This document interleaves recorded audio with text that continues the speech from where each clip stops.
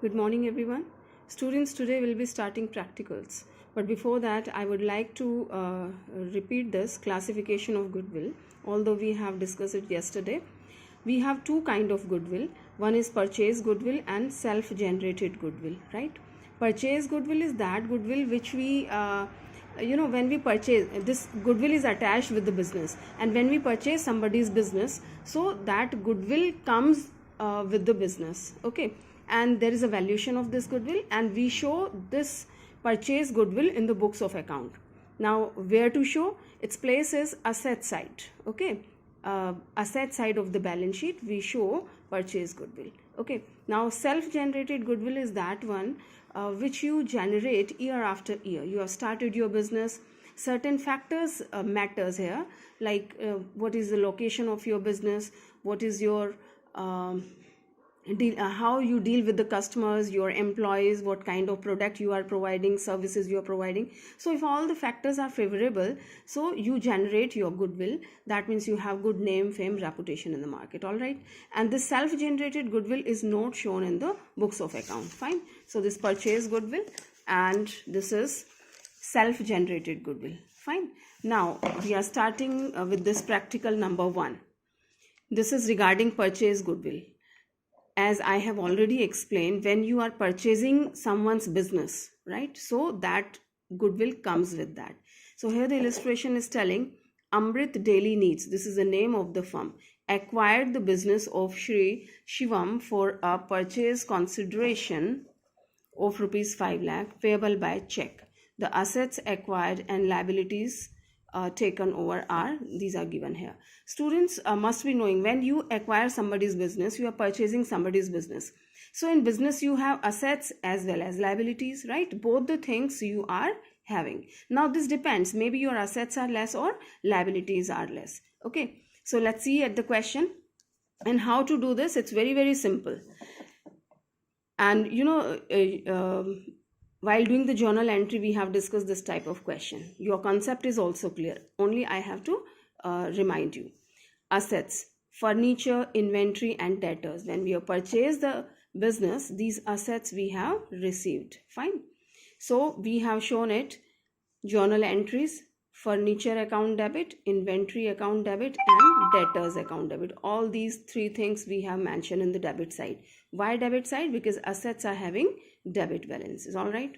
Now in liabilities side, we have creditors of 5,20,000, salaries payable, it's outstanding expenses, here it's 15,000. Fine. So creditors, salary payable, and outstanding expenses, these three are your liabilities, and liabilities are having credit balances, so we'll be showing in the credit side of your journal entry, okay. Creditors, salaries payable, and outstanding expenses. Fine.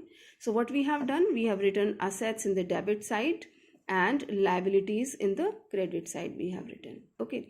Now just focus on this first line. It's telling that this Amrit Dairy Needs has acquired the business, means purchased from Shivam, right, and for a purchase consideration of rupees 5 lakh, okay.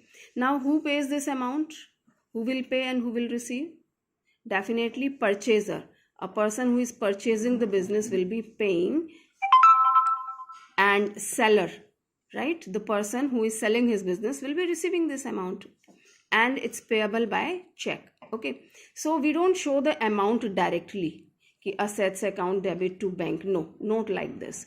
First we due to the party, we write the name of the party, and this is Shivam, right, and later on we pay Shivam through the check, means bank, Shivam account debit to bank. So let's understand this. Assets are debited, liabilities are credited, and to Shivam how much we have to pay? 5 lakh rupees is payable. So I'll write to Shivam, it's 5 lakh rupees. Is that clear, students? Are you understanding? Assets we have taken, and here we have taken the liabilities, and 5 lakh rupees payable to Shivam. Now focus on this. How much you have paid? 520, 75, and 15,000. This is your 6,10,000, right? 6,10,000's liability you will be paying, and 5 lakh rupees you will be paying to Mr. Shivam.